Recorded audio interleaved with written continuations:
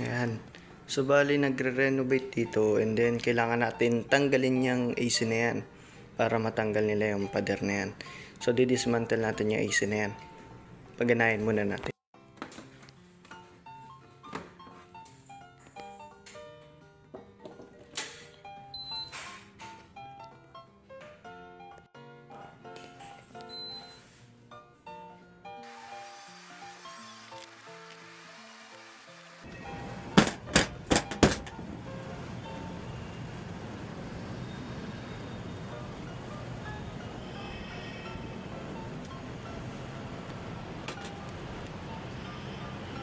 Yan o, nasimot natin yung laman niya.